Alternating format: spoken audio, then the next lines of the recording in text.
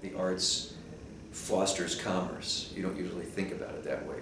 They think of arts over here and business over here, but the two are closely related. Everywhere that there's arts, the business environment seems to thrive. And you can see why. If you start a theater company, to build a theater, you have to hire construction workers and materials and bricks and mortar.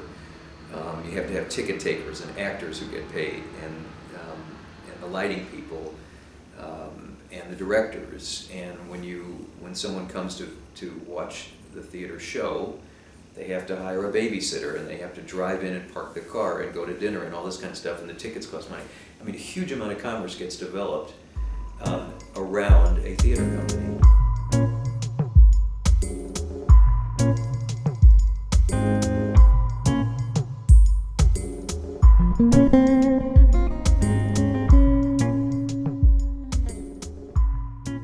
And intellectual property is very strongly linked to a capitalist notion, in the sense that you have to reward the individual.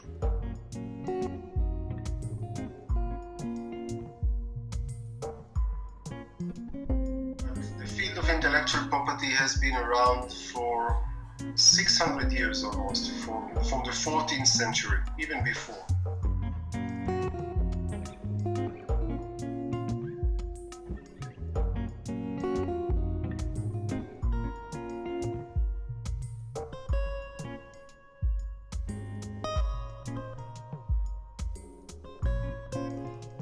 I've been shooting as a shooter producer, making documentary films and news for about 34 years. A lot of my career I spent working for TV stations. I worked for 5 different television stations, and I worked for all the networks.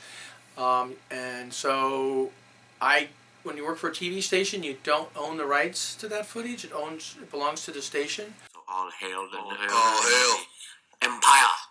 We do declare it undoubtedly. Jon Stewart were to meet The View, that's what we are on the podcast. You have this consistent force, state force, right, where power is applied using race to strip a person of their humanity. We're aiming to bring intelligent conversation to topics that interest us. Wilson literally said, his face twisted with such hate that I thought he was a demon. When I heard that, I didn't know whether to cry or laugh, because I could have sworn I had opened up an 18th century textbook and was literally reading the racist accounts of white plantation owners talking about their demonic slaves. The internet, with the rise of things like GarageBand and iTunes, we're now able to produce content ourselves, be content producers and content creators, and then promote it and market it all from the comfort of our living room.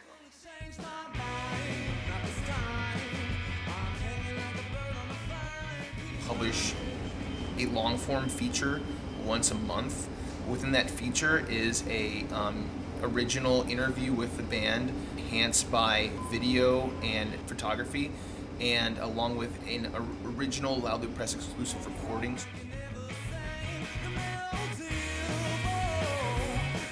If I write it, it's copyrighted to me. If the other writer writes it, it's copyrighted to him. The photos and the video are copyright. The holder is the person who shot the video or shot the photos. And the song, I'm fairly certain the actual song itself belongs to the band because they are the composers to it. Technically, each person has their own copyright, but it is all released. It's all copyrighted via Loud Loop Press on our, we have the little C logo at the bottom of our website saying, that's a loose way of saying it's copyrighted. Copyright is as interesting and varied as the ingenuity of everybody who's making things, expressing themselves, and so that's why they're so interesting, and there's such tremendous diversity of these kinds of matters. LCA.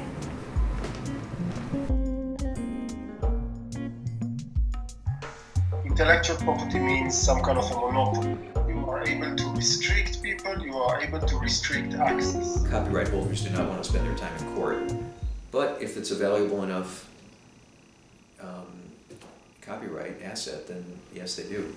They go after people. The internet is a wild, wild west. A lot of laws are easily broken on the internet. I mean, the internet has made copyright, a national, international problem, that's for sure. Laws are always lagging behind the technology, always. And as soon as the laws catch up, there's new media, new ways to infringe that are out there already. So the law and the courts are always playing catch up. You can't violate the copyright laws innocently. You have to have it in your possession. It has to be something you do. And news does have special privileges that everyone else doesn't get. Though I personally don't think if my footage is on YouTube or someplace, I don't really want them thinking that they can just use it without giving me any credit, paying me. I mean, they're profiting from that, so that needs to be addressed. And you see it all the time. I am a creator. I invested some of my own money and time. If my creation is not sufficiently protected and someone else can take it without paying that, my incentives to do so in the next time would be much lower. Or I try to keep it secret, like the Coca-Cola formula and so on. So it doesn't mean I won't create, but it does mean from the literature that you would create probably less, and the incentive would go down. Artists, I hope, are going to continue to produce their art. There's a lot of talk that with the great upheaval that's gone on in the music industry, for instance, it's gone completely, the business model is completely changed due to the internet. Just because it's on the internet doesn't mean that it's free. This has come about that it's going to have a chilling effect on the artists. Nobody's going to produce music anymore because there's not really any incentive. When people try to say, well, the entire model of the music industry is going to change in the sense that we'll have Spotify, pay by the song. Copyright, as with many other areas in the law, been very subject to special interest groups. A lot of the anti-IP people sort of campaign for, in the sense that you only pay for what you use and you pay a fair price. When you see Spotify today, you see that an artist, you will not be able to make a living out of the Spotify model. You need to come back to the labels, in which all artists like to attack. But essentially, you need to have a strong, some kind of roof that is able to leverage your content with other outlets. So in the sense that either organizing performances, live performances, and to benefit from them, to use it into franchise and to deal with merchandise. So the model is changing in the way that it's still the use of IP, but in different ways. Because if you think about it, when you're a successful artist today and you have Dr. Dre with the beats and then shirts, and you use brands. Brands are protected by trademarks. So it's a different forms of IP. The creation is a platform or is used for other platforms that bring in income. And you can only use and do that if you have a strong, house name behind you that is able to link everything together. You do want to have, if you like, the inspiration of creativity to go viral, that people say, this is interesting, but then it's not enough. Then you have to go to one of the big labels and ask them to create a package. And this package will be dependent on different forms of IP, not only copyrights, but different forms of IP to generate the money. Now, bottom line, if you're successful, eventually you end up with much more income channels than you had with just selling a record.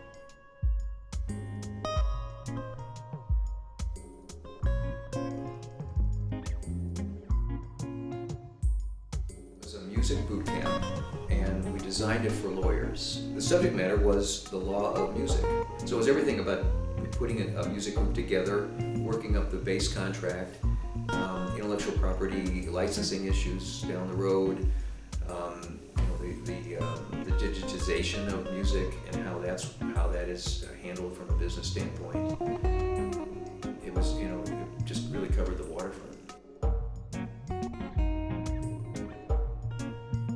I was at a conference and somebody read from a book from the turn of the last century, like from 1890 something, reading about how people were enraged about the telegraph, or was it the telephone, and how it's going to infringe on everybody's rights. And as he read it, it sounded completely familiar to all of the protests that go on with the internet. Every 50 years and so, there is a wave of debates in which people are saying that because of the technological developments, the intellectual property is going to be obsolete, it's going to be radically changed.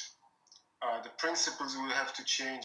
And I guess when you read it in the 1880s and then in the 1940s and then in the 1970s, you start to think, maybe it's not going to be that different.